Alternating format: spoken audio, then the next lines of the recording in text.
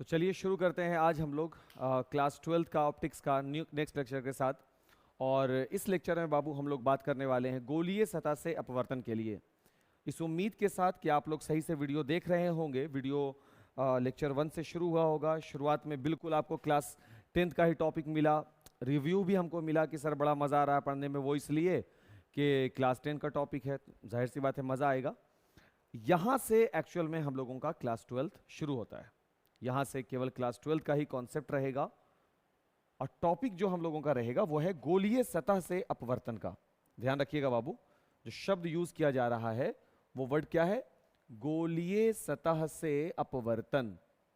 गोलीय सतह से अपवर्तन। शुरुआत का जो 7-8 लेक्चर आपका चला है, 7-8 वीडियो लेक्चर जो हम आपको अवेलेबल करवाए हैं, अगर आप सीक्वेंस में वीडियो लेक्चर नहीं देखे हैं तो आपको पहले मेरे प्लेलिस्ट में जाना होगा।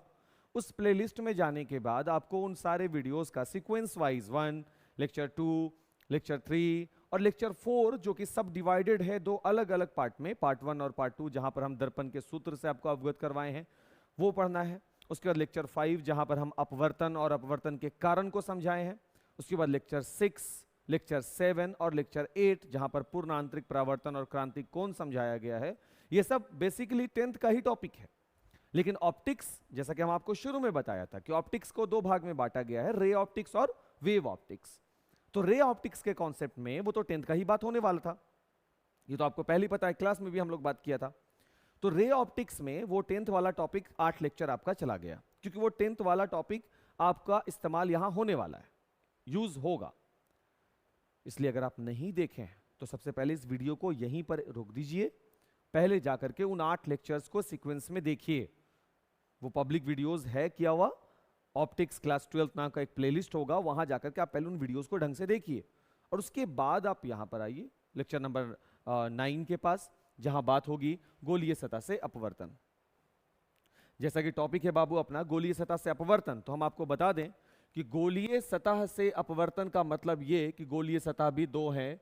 एक सतह होती है उत्तल सतह और एक सतह कैसी होती है? अवतल सतह।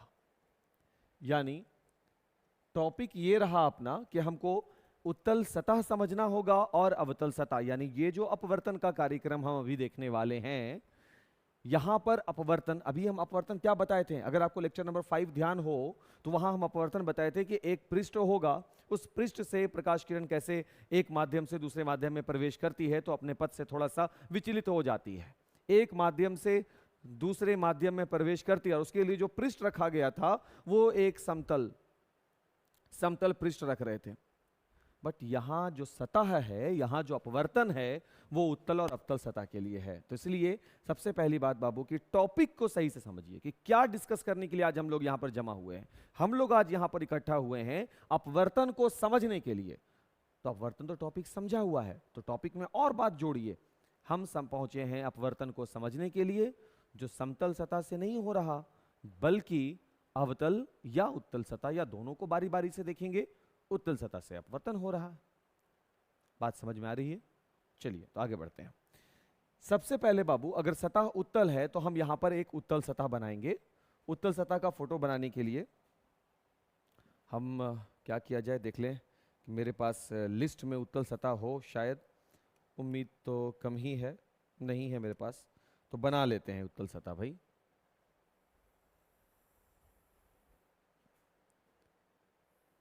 देखिए बाबू, इस तरीके का एक सतह है, ये उत्तल सतह हो गया।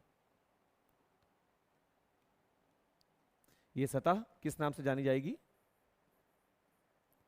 उत्तल सतह।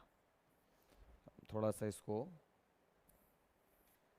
हम थोड़ा नीचे यहां पे लिख देते हैं बाबू, क्योंकि इस जगह का इस्तेमाल करना है हमको, यहां पे लिख लेते हैं, ठीक है ना, साइड कर दिया, हमको यूज करना है उस जगह का, इसलिए हम इसको उत्तल सतह बताने के लिए कर दिया। अगर ये उत्तल सतह है तो ये उत्तल पृष्ठ किस चीज का बना हुआ है? कांच का बना हुआ है। तो हम यहां पर लिख दें कि ये जो उत्तल सतह है ये किसकी बनी हुई है? तो सर ये कांच की बनी हुई है। अब कांच है तो कांच का अपना एक अपवर्तनांक होगा, इसको हम N2 बोल दें। बाहर जो पृष्ठ है ये हवा है बाबू, और इसका अपवर्तनांक क्या हो जाएगा, n1। हर बार की तरह एक प्रधान अक्ष को क्रिएट करना है।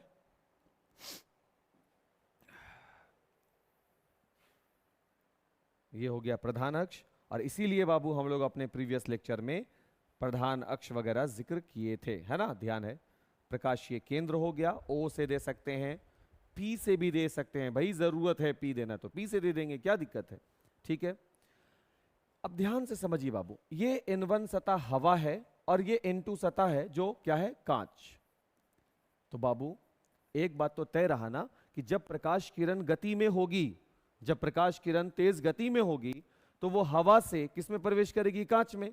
तो हवा और कांच का जब हम आपस में तुलना करें, किस माध्यम को सघन बोलिएगा, किस माध्यम को विरल बोलिएगा। लेक्चर नंबर 5, कौन से माध्यम को सर, जिस माध्यम की अपेक्षा दूसरे माध्यम में प्रकाश की वेग धीमी हो जाए वो विरल, सॉरी वो सघन, और जिस माध्यम में दूसरे माध्यम की तुलना में प्रकाश तेज गति से चल रही हो वो माध्यम क्या हो जाएगा, विरल। तो हवा कांच की तुलना में क्या है, विरल माध्यम है। ठीक उसी प्रकार से कांच हवा की तुलना में कौन सा माध्यम हो जाएगा, सघन माध्यम। कोई दिक्कत यहां तक नहीं होना चाहिए बाबू, ठीक।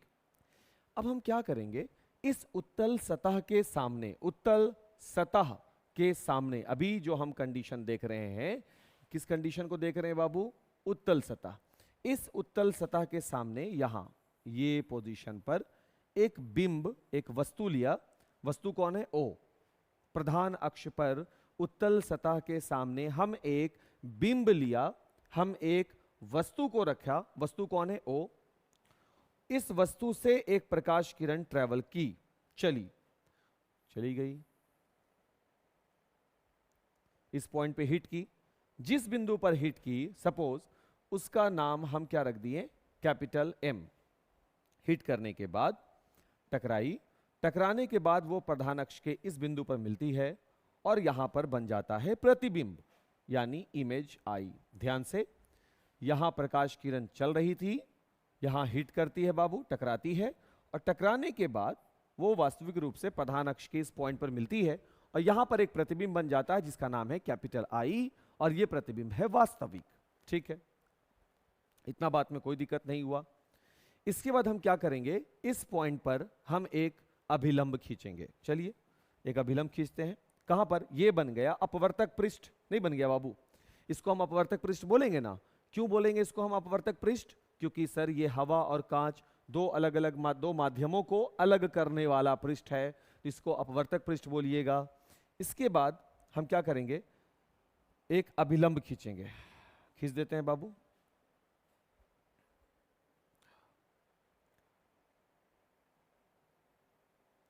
थोड़ा सा गलत हो गया,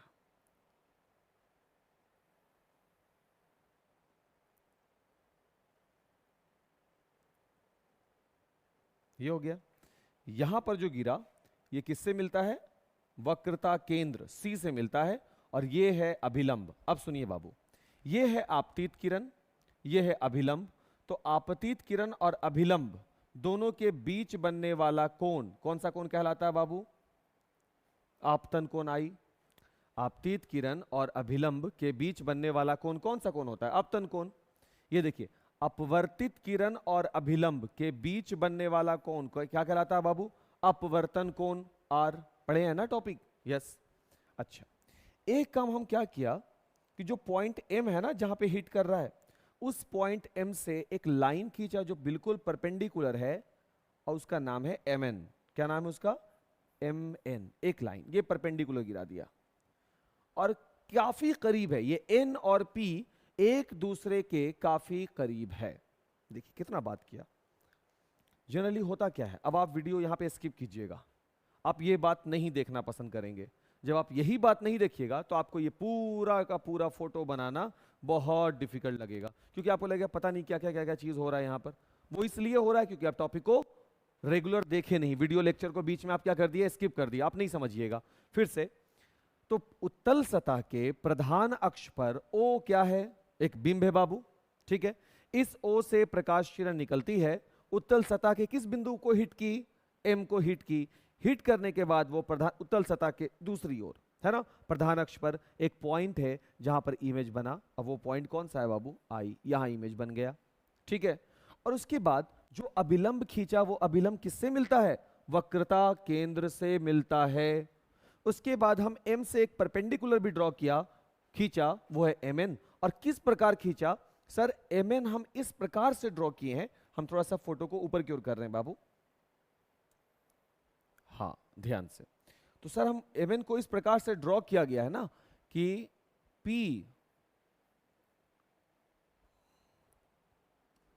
इस प्रकार से ड्रॉ किए हैं कि P और N एक दूसरे के बहुत करीब हैं, बहुत नजदीक आकर के बैठे हुए हैं। P की जगह पे N का इस्तेमाल किया जा सकता है, N की जगह पर P का इस्तेमाल किया जा सकता है। और ऐसा कब पॉसिबल है, तो सर ऐसा तब पॉसिबल है जो P और N के बीच की दूरी बहुत कम हो, बहुत नगण्य हो, ठीक है भाई। अब कुछ एंगल का नाम दे दीजिए, जैसे ये वस्तु है, वस्तु इस पॉइंट के साथ जो एंगल बनाया वो एंगल है अल्फा, ठीक है, सही है, कोई भारी बात नहीं। ये है वक्रता केंद्र, ये इस पॉइंट के साथ जो एंगल बनाया वो है बीटा, ये भी ठीक है। इस तरफ से बनाना होगा ना एंगल, एंगल गलत बना दिया भाई। यहां एंगल, ये कौन सा एंगल हो गया, बीटा। और ये वाला जो एंगल हो गया, ये क्या हो गया, गामा। देखिए यहां पर एंगल हमको दिख गए, एक कौन कौन सा हो गया, अल्फा, दूसरा कौन कौन सा हो गया, बीटा, जो कि वक्रता केंद्र के साथ बन रहा है, और तीसरा वाला एंगल कौन सा हो गया, गामा। अल्फा भी हो गया, बीटा भी हो गया, गामा भी हो गया। तीन अलग अलग एंगल कब बने, बिंब के साथ पॉइंट एम का अल्फा, प्रधान अक्ष और बिंब से दोनों के बीच अल्फा, प्रधान अक्ष और अभिलंब के बीच बीटा। कौन कौन सा देख रहे हैं हम, न्यून कोण वाला, छोटा कोण देख रहे हैं। तीसरा वाला आई के साथ, आई क्या है, प्रतिबिंब, यानी ये जो अपवर्तित किरण और प्रधान अक्ष के बीच कौन सा एंगल, गामा। तीनों एंगल को हम एक जगह रख लिया, सही है बात यहां तक। तीनों एंगल जब हम लोगों को मिल गए, अब हम सिर्फ कैलकुलेशन करेंगे और देखेंगे कि उत्तल सतह से अपवर्तन का क्या व्यंजक हमको प्राप्त होता है, ठीक है बात, ध्यान से बाबू। अगर आप लेक्चर नंबर 6, 7 और 8 देखें तो वहां पर आप देखे होंगे कि स्नेल के नियम से sine i upon sine r is equal to दूसरे माध्यम अपॉन पहला माध्यम, ये निकल कर आता है 1 म्यू 2, ऐसा बोले थे, ऐसा बताए होंगे, म्यू जो निकला था कांस्टेंट। तो यहां पर जो रिजल्ट है sine i upon sine r is equal to n2 upon n1, जहां n2 क्या है, दूसरे माध्यम, प्रकाश किरण जिसमें प्रवेश करती है वो, और n1 क्या है, जहां से चल रही है। यहां n1 यहां है, n2 यहां है, हम लिखे थे n1, या यहां n1 है, ठीक है ना। अच्छा, अब ये जो sine i upon sine r n2 upon n1 है, और कोण को आई कौन सा बाबू, ये वाला एंगल ना, आर कौन सा, ये। अगर इन एंगल को बहुत सूक्ष्म माना जाए, बहुत छोटा माना जाए, एकदम मैथमेटिकल बात बता रहे हैं बाबू, अगर एंगल बहुत छोटा है तो साइन थीटा को थीटा के इक्वल मान लिया जाता है, साइन गामा होगा तो उसको गामा के इक्वल मान लेंगे, तो साइन आई होगा तो उसको आई के इक्वल मान लिया जाएगा। ठीक उसी प्रकार से साइन आर होगा तो उसको आर के इक्विवेलेंट मान लिया जाएगा, लेकिन कब, जब कोण अत्यंत सूक्ष्म हो। बहुत छोटे कोण के लिए लंब बटा कर्ण नहीं निकाला जा सकता, इस कोण के लिए लंब बटा कर्ण निकाला जाए तो चलता है, इस कोण के लिए लंब बटा कर्ण निकाला जाए तो चलता है, पॉसिबल नहीं। इसलिए साइन आई और साइन आर अत्यंत रिकॉर्डिंग हो रहा है ना, हाँ, अत्यंत सूक्ष्म कोणों के लिए, छोटे कोणों के लिए, सूक्ष्म कोणों के लिए थोड़ा सा कंसंट्रेट करोगे तुरंत समझ में आ जाएगा कि व्यंजक क्या चीज है। तो अत्यंत सूक्ष्म कोणों के लिए साइन आई जो है वो किसके लिए हो जाएगा, साइन आई क्या बन गया बाबू, आई, और साइन आर क्या बन गया, आर, ठीक है ना। तो इसका मतलब अब यहां आ जाए अगर, तो साइन आई की जगह पे हम आई बोल देंगे, साइन आर की जगह पर आर बोल देंगे, is equal n2 upon n1। और इसलिए बाबू यहां पे रिजल्ट आ जाएगा i n1 is equal r n2, equation number 1। देखिए तो पड़ाव क्या है ना, इस डेरिवेशन का पड़ाव कहां कहां है सर? डेरिवेशन का पड़ाव क्या है? पहले फोटो बनाने आना चाहिए, क्या फोटो समझ में आया? टिक लगाएंगे, यस समझ में आ गया। दूसरा काम क्या है? कहां पर वस्तु होगा? प्रधान अक्ष पर। वस्तु से प्रकाश किरण निकलकर किसको हिट करेगी? उत्तल सतह को। कहां पर हिट कर रही है? एम पर। उसके बाद क्या होगा? जाहिर सी बात है, दो अलग अलग माध्यम हो, प्रकाश किरण हिट करेगी किसी अपवर्तक सतह पर, अपवर्तक पृष्ठ पर, तो अपवर्तन ही तो होगा। उसके बाद वो उत्तल सतह के दूसरी ओर जाकर के इमेज बनेगा, जो कि आप कैपिटल आई देख रहे हैं। फिर आप जाहिर सी बात है बाबू कि आप एक क्या उसको बोलते हैं, अभिलंब खींचेंगे। तो आप अभिलंब खींचा तो अभिलंब किसको हिट करेगा? वक्रता केंद्र को हिट करेगा। क्लियर है? और उसके बाद जो पॉइंट है जहां पर हिट कर रहे हैं वहां से एक परपेंडिकुलर डाल देंगे n। लेकिन इस बात का ख्याल रखते हुए कि p और n इतने करीब हैं, यानी n और p के बीच की दूरी ना के बराबर है। ठीक, अब ये हो गया आपका इक्वेशन नंबर 1। ये पहला काम करेंगे। अब आपको एक चीज ढूंढना है बाबू कि I का वैल्यू क्या होगा और R का वैल्यू क्या होगा। तो ये जो इतना सा जो तामझाम किए हैं ना हम लोग, यही से I और R का वैल्यू मिलेगा। सबसे पहले ट्रायंगल लेके चलेंगे MCI में। कौन सा ट्रायंगल बाबू? हम यहां पर एक खतरनाक सा बॉर्डर बना देते हैं पहले। यह देखिए बन गया बॉर्डर। अब हम बारी बारी से छोटा छोटा काम करेंगे, एकदम छोटा छोटा काम। सबसे पहले क्या फाइंड आउट करेंगे? हमको क्या ढूंढना है? हमको R को ढूंढना है। और क्या ढूंढना है भाई? हमको I ढूंढना है। चलिए ढूंढते हैं। सबसे पहले R और I, देखो यहां R बैठा हुआ है, तो चलो इस ट्रायंगल में, ट्रायंगल MCI में चले आइए। हम लिख रहे हैं वहां कि beta is equal R plus gamma. फिर सवाल होगा सर आप ऐसा क्यों लिख सकते हैं किसी ट्रायंगल में beta is equal R plus gamma? तो बाबू क्लास 9 का कॉन्सेप्ट है, किसी त्रिभुज का बहिष्य कोण अपने सम्मुख मुख के सामने अंतः कोणों के योगफल के बराबर होता है। पढ़े ना? किसी त्रिभुज का बहिष्य कोण अपने सम्मुख अंतः कोणों के योगफल के बराबर होता है, तो बराबर हो गया। बट हम इसके लिए नहीं आए थे, हम तो R ढूंढने आए थे। तो यहां से मैथ के स्टूडेंट लोग R बराबर बीटा माइनस गामा तो कर ही सकते हैं। समीकरण 2 देखिए कितना इत्मीनान से R का वैल्यू हम लोग फेच कर लिया। अब किसका वैल्यू निकालना है बाबू?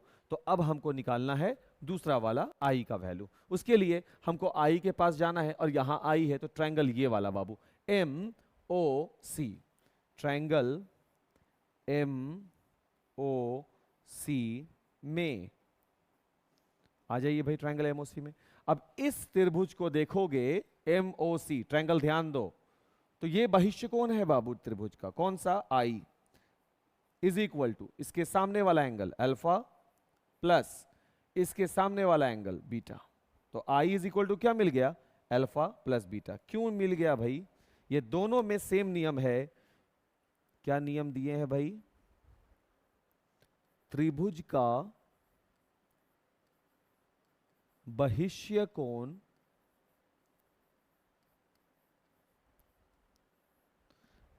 कोण अपने सम्मुख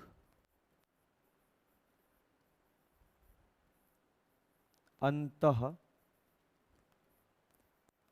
कोणों के योगफल के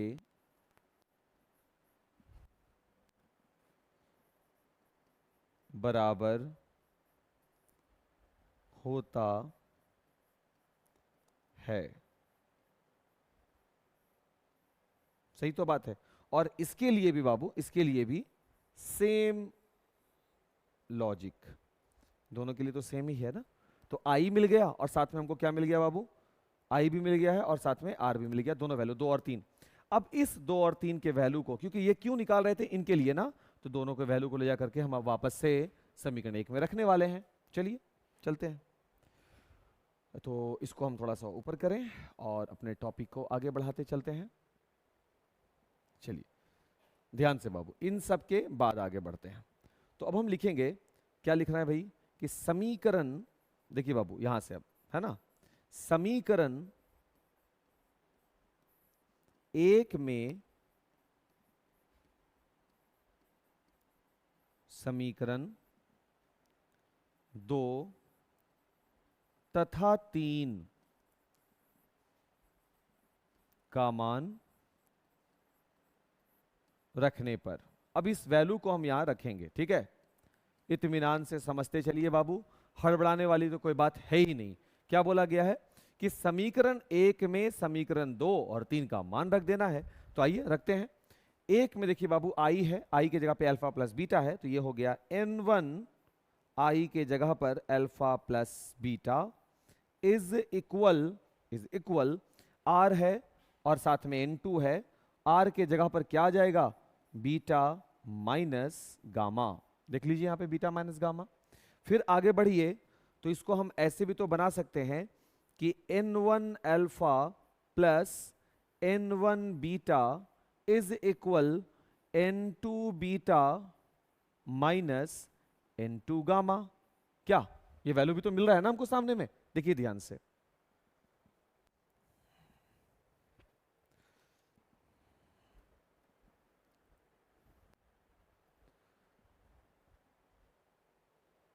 क्लियर है बाबू? तो इसको हम नाम दे देंगे, इक्वेशन 3 हो चुका था, ये हो गया इक्वेशन नंबर 4। हमको अपने उस बात को नहीं भूलना है कि ये पूरा कैलकुलेशन ही पॉसिबल हो पाया ये sine i upon sine r से, वो तब जब कोण क्या थे बाबू, अत्यंत सूक्ष्म थे, ये तभी कर पाए आप। तो एंगल, ये पूरा कैलकुलेशन चल रहा है छोटे कोण के लिए, छोटे भी नहीं बोल सकते, अत्यंत सूक्ष्म कोणों के लिए चल रहा है कैलकुलेशन, ठीक है ना। तो इसलिए बाबू अगर कोण सूक्ष्म है, समझिएगा, अगर कोण सूक्ष्म है तो साइन आई किसके बराबर हो गया, आई के बराबर। तो उसी तरीके से आई किसके बराबर हो सकता है, साइन आई के बराबर हो सकता है। जिस तरह से, और सिर्फ साइन पे क्यों भाई, टैन आई अगर है तो वो अगर टैन आई है मेरे पास तो वो आई के बराबर है। जब मतलब साइन सिर्फ क्यों, वो टैन, कॉस, कॉट, सेक, कॉसेक सभी पर लागू है, सभी पर लागू होगा।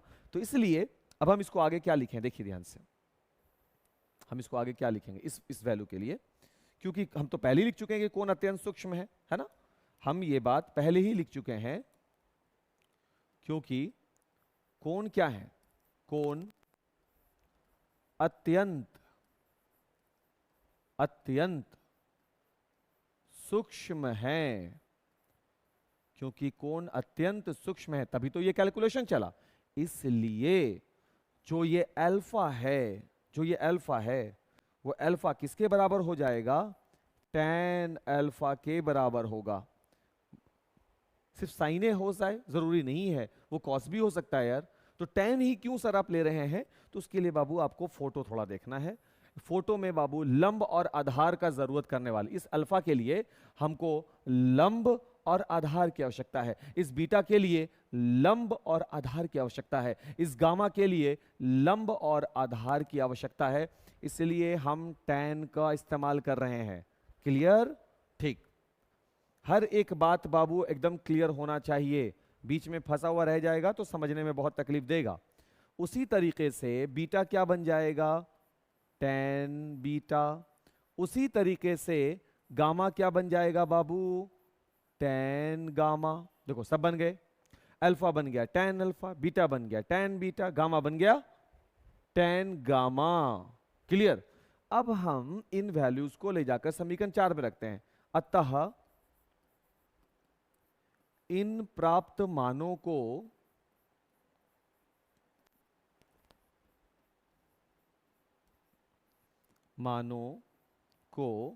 कहां रखना है बाबू, समीकरण 4 में रखने पर,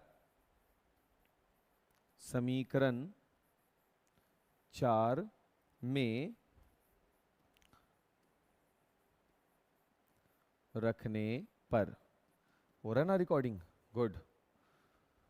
तो इन मान को हम समीकरण 4 में रखेंगे। तो समीकरण 4 देखिए क्या अपना, n1 अल्फा जो कि बन गया क्या बाबू, tan अल्फा, ठीक, प्लस प्लस n1 बीटा जो बन गया अपना कौन सा, tan beta, okay, is equal यहां n2 बीटा, तो n2 बीटा बन गया tan beta minus n2 gamma जो बन गया tan गामा। देखिए सारे वैल्यूज यहां पे तैयार हैं। अब हमको कुछ नहीं करना बाबू, अपने उस कंस्ट्रक्शन पे जाना है जो ऊपर में काम किए हैं, और वहां पर से tan अल्फा, tan बीटा का और tan गामा तीनों का वैल्यू निकाल लेना है। तो तीनों वैल्यू कैसे निकालेंगे? tan अल्फा, tan थीटा बराबर क्या होता है, लंब बटा आधार। तो tan अल्फा बराबर हो जाएगा लंब यानी mn, और आधार हो जाएगा on। चलिए tan अल्फा हो गया mn अपॉन on, याद रखना है mn अपॉन on। तो ये हो गया n1 mn upon on plus यहां भी n1 है बाबू। अब आ जाइए tan बीटा पर, चलिए फिर से फोटो के पास tan बीटा, ये देखिए बाबू बीटा। अब tan बीटा चलोगे यानी ये ट्रायंगल ना हो जाएगा, इस ट्रायंगल में tan बीटा बराबर लंब हो जाएगा mn, आधार हो जाएगा nc, mn upon nc, mn upon nc, mn upon nc, जो ना समझे बजाय बंसी, बंसी बचता नहीं है वैसे, n2, फिर tan बीटा आ गया, tan बीटा का वैल्यू अभी निकाले हैं हम लोग, mn अपॉन nc, जो ना समझे वो नहीं बजा पाएंगे बंसी, क्योंकि बंसी नहीं बजेगा बोला, n2 tan गामा, अरे यार कागज पत्थर भी ना हो, ऐसा हवा चल रहा है ना, खैर कोई नहीं। tan गामा कहाँ गए प्रभु, यहाँ है। तो tan कहाँ से मिलेगा भाई, समकोण त्रिभुज में ही sin cos tan होता है। तो समकोण त्रिभुज के लिए गामा को ढूंढिए, ये वाला MNI। तो गामा लंब कहाँ है भाई, ये हो गए MN और upon NI, MN upon NI, MN upon NI। देखिए वाह कितना भारी बात बताया गया, ध्यान से देखिए तो उसको।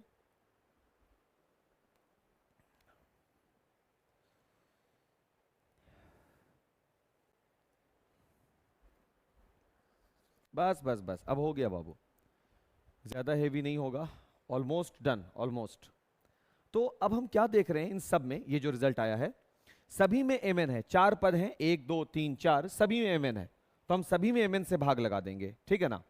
जो वैल्यूज दोनों में मौजूद, सॉरी, जो वैल्यू दोनों में मौजूद है हम उससे क्या करेंगे, दोनों में डिवाइड लगा देंगे। तो हम लिखेंगे यहां पे क्या लिखने वाले हैं हम, कि दोनों ओर, दिखा रहा है ना, लिखेंगे क्या, दोनों ओर, दोनों ओर का मतलब बाबू बराबर के इधर भी बराबर के इधर भी, दोनों ओर mn से भाग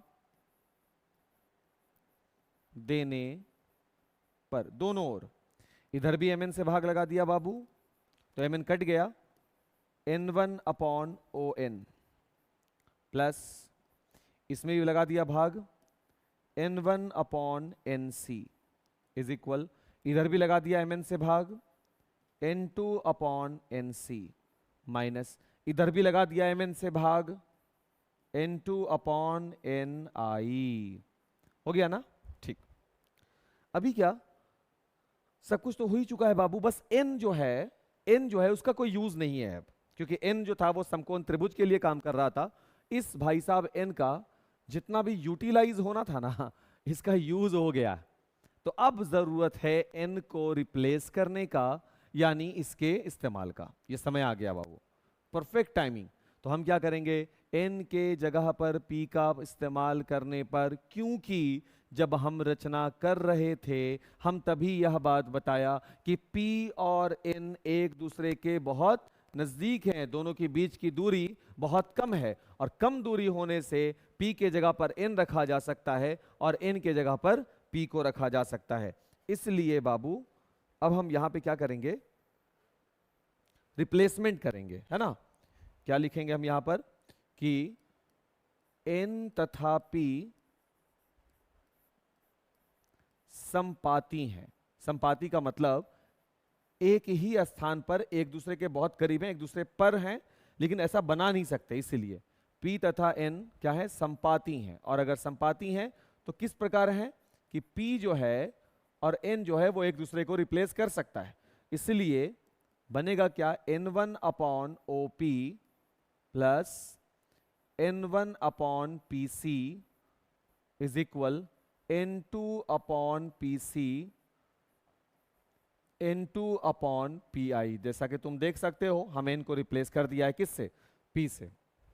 अब ऐसा करने से फायदा क्या है कि हमको सिर्फ P क्या था, प्रकाशीय केंद्र था उस उत्तल सतह के लिए, तो हमको P का जो सारी की सारी दूरियां, जो चिन्ह परिपाटी हम आपको लेक्चर नंबर 3 या 4 या 5 में पढ़ाए होंगे, वहां पर हम आप लोग को बताए थे कि P से सारी दूरियां जो है वो ध्रुव से और दर्पण में ध्रुव से और लेंस में प्रकाशीय केंद्र से मापी जाती हैं। यहां प्रकाशीय केंद्र है तो हमको OP देखना है। तो अगर हम देखें तो हमको सिर्फ इतना लिखना है कि चिन्ह परिपाटी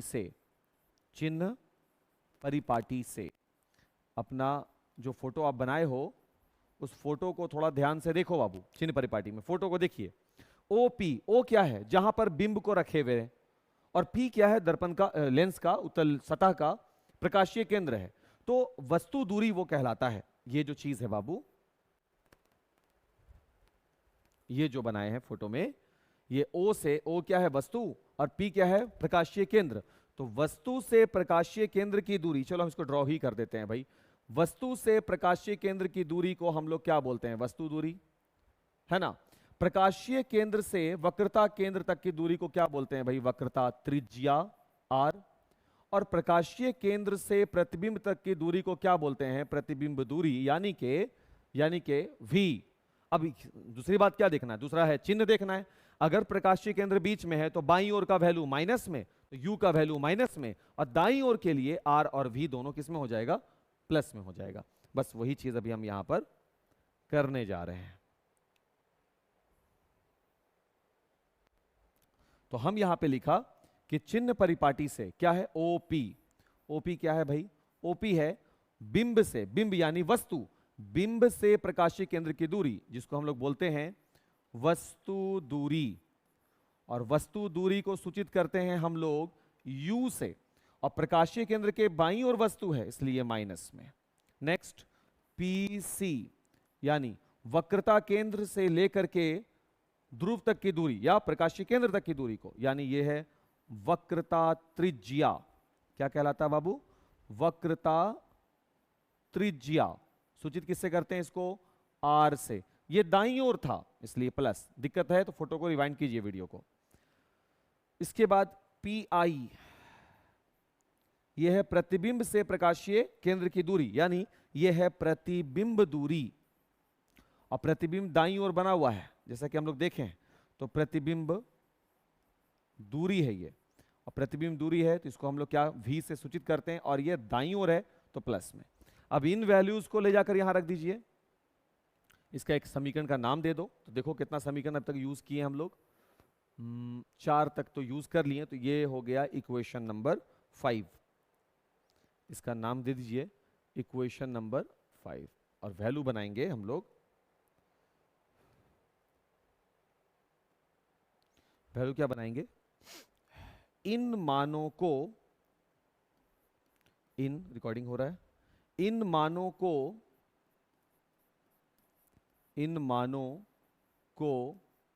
कहां रखना है, समीकरण 5 में रखने पर, समीकरण 5 में रखने पर, चलिए रख देते हैं भाई समीकरण 5 में। तो ये हो गया N1 अपॉन OP का वैल्यू बाबू माइनस का U plus N1 upon PC का वैल्यू प्लस का R is equal N2 upon PC का वैल्यू बाबू प्लस का R, और माइनस N2 अपॉन PI, और PI का वैल्यू बाबू प्लस का V। यही हो गया ना। अब नेगेटिव पॉजिटिव को एक जगह कर दीजिए ताकि वैल्यू अच्छा लगे देखने में। तो उसके लिए क्या करते हैं हम लोग, देखिए ये वैल्यू पॉजिटिव है, n1/r है ना पॉजिटिव। ये वाला वैल्यू दोनों r को एक जगह कर दीजिए, r एक जगह हो जाएगा तो रिजल्ट दे देगा। ये प्लस वाला को एक जगह कर दो, इसको इधर ले आओ, r n2 को इधर कर दो, n1 माइनस n2 वो सही हो जाएगा। तो ऐसा करते हैं कि इसको थोड़ा रीअरेंज कर देते हैं बाबू, मतलब n2/v को इधर ले आओ, तो n2/v प्लस में हो गया, ये u को रहने दो, माइनस n1/u क्लियर, बराबर इधर देखो क्या मिला, n2/r पहले से है, ये वाला इधर आ जाएगा, माइनस का n1/r। यही आया ना रिजल्ट।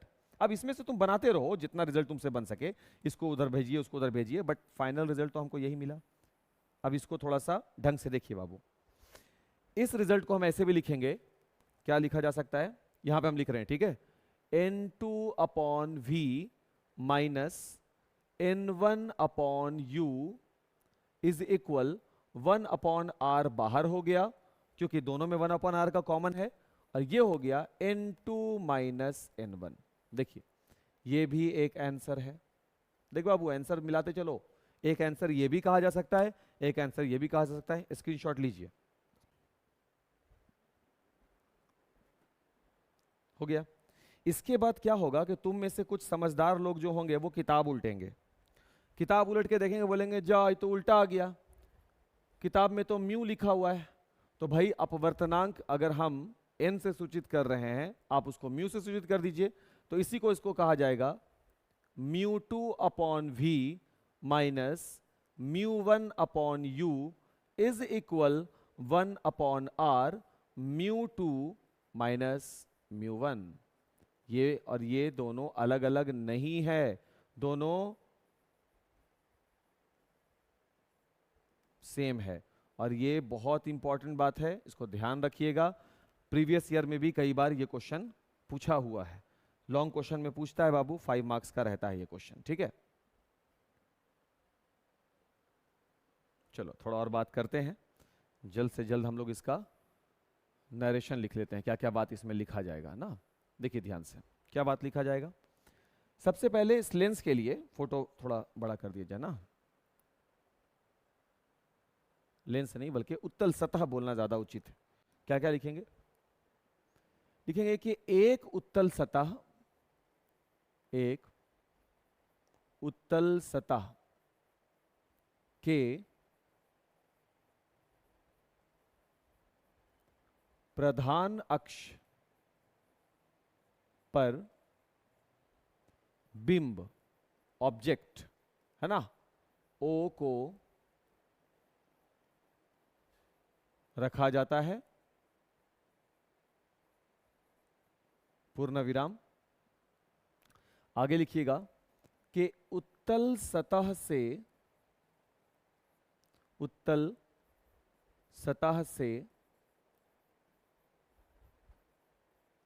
अपवर्तन के पश्चात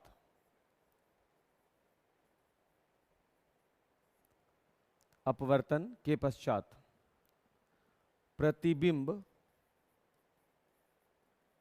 आई, ये कैपिटल आई, उत्तल सतह के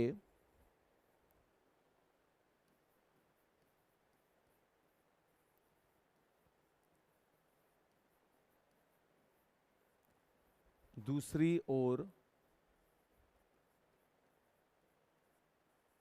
बनता है।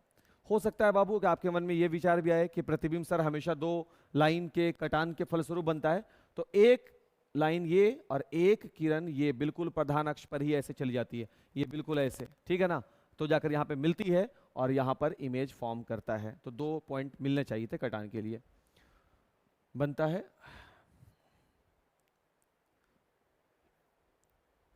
फिर हम लिख रहे हैं बाबू कि आपतित किरण,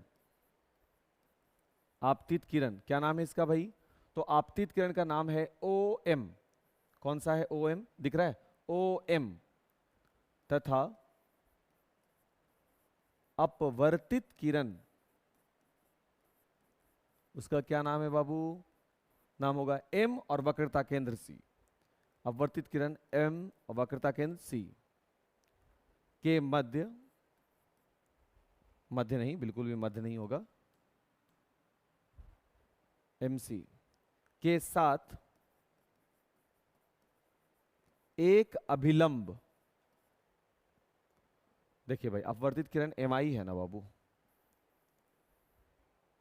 अपवर्तित किरण MI के साथ अभिलंब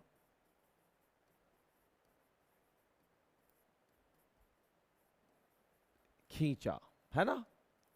MC दिशा में एक अभिलंब हम खींच दिया है, ठीक है।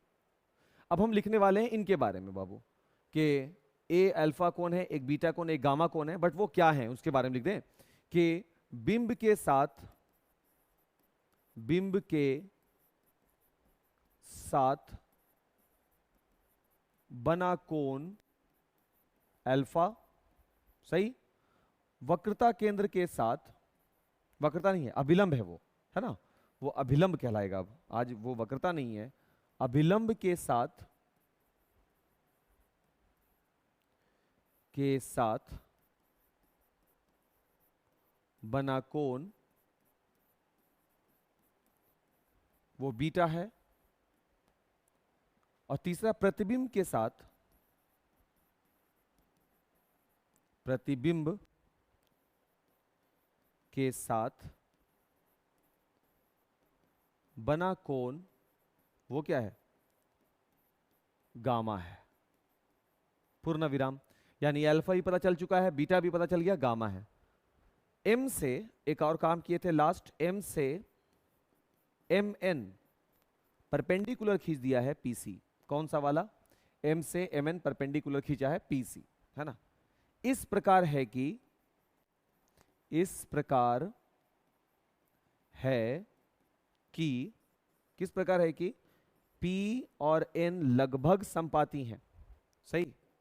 और इसलिए अब ये वाला पॉइंट यहां पे लिखने की जरूरत नहीं है। जब ये बातें होंगी उसके बाद हम क्या लिखेंगे, यहां पहले फोटो बनाना है, फिर वो बात लिखनी है, फिर यहां पर जब हो जाएगा तो ये वाला बात, ये कहां से मिला, ये कहां से मिलेगा, ये मिलेगा स्नेल के नियम से, वही ना मिलेगा, बिल्कुल। फिर आप स्नेल के नियम से चलेंगे, ये लाइन यहां तक आएगा, ये नहीं आएगा, समीकरण एक आएगा। उसके बाद आप इसको बनाएंगे, ये बातें लिखेंगे कि कैसे आया था, स्नेल के नियम से चले थे बाबू, और कोण को सूक्ष्म करार दिए कि अगर कोण सूक्ष्म है तो साइन आई किसके बराबर, आई के बराबर, साइन आर किसके बराबर, आर के बराबर। तो फिर आई आर हो गया, n1 अपॉन n2 हो गया, n2 अपॉन n1 कर दिए थे, ठीक है ना। इसके बाद वैल्यू को हम आगे बढ़ाए थे, आगे बढ़ाने के बाद आई और आर यानी आपतन कोण और अपवर्तन कोण के मान को निकाला, और निकालने के बाद वैल्यू को यहां रखा। ये देखो, आई का मान निकाल लिया, यहां से आर का मान निकाला, और दोनों को ले जाकर के हम यहां पर सीधा रख दिया। आई के जगह पर आई का वैल्यू, आर के जगह पर आर का वैल्यू, दोनों को गुना किया। गुना करने के बाद फिर से अल्फा बीटा जो गामा बचा इस इक्वेशन नंबर 4 पे बाबू, इस इक्वेशन नंबर 4 पे अल्फा बीटा और गामा था, तो अल्फा को tan अल्फा बोल दिया, बीटा को tan बीटा, गामा को tan गामा। क्यों, क्योंकि कोण अत्यंत सूक्ष्म है, तो tan अल्फा अल्फा के बराबर, तो अल्फा भी tan अल्फा के बराबर। तो वही काम हम यहां पे किया, और उसके बाद सारे वैल्यूज को इक्वेशन नंबर 4 पे वापस से रख दिया। और फिर tan अल्फा कहां से निकाला, ट्रायंगल से। tan बीटा कहां से निकाला, ट्रायंगल से, लंब बटा आधार। tan गामा कहां से निकाला, ट्रायंगल से, लंब बटा आधार। वो तीनों वैल्यू को वहां से किया, रिजल्ट को रखा। mn सब में था, mn को सबसे काट दिया, n जहां जहां था वहां वहां n को रिप्लेस कर दिया p से। और उसके बाद बाबू सिंपल सा दर्पण का लॉजिक लगाया, लेंस का लॉजिक लगाया। कौन सा, प्रकाशीय केंद्र और वस्तु की दूरी, वस्तु दूरी, प्रकाशीय केंद्र और वक्रता केंद्र की दूरी, वक्रता त्रिज्या, प्रकाशीय केंद्र और प्रतिबिंब की दूरी, प्रतिबिंब दूरी कहलाती है। और वो वैल्यू को रख करके रिजल्ट निकाल दिया आपके सामने। तो ठीक है, उस उम्मीद के साथ कि वीडियो लेक्चर आपको समझ में आएगा। वीडियो को आप रिवाइंड कर लीजिएगा, प्रीमियर टाइम से रहेगा। वीडियो को सही से देखिए, नोट्स बनाइए, क्लास में लेकर के आइए, और टेस्ट के लिए तैयार रहिएगा। Thank you.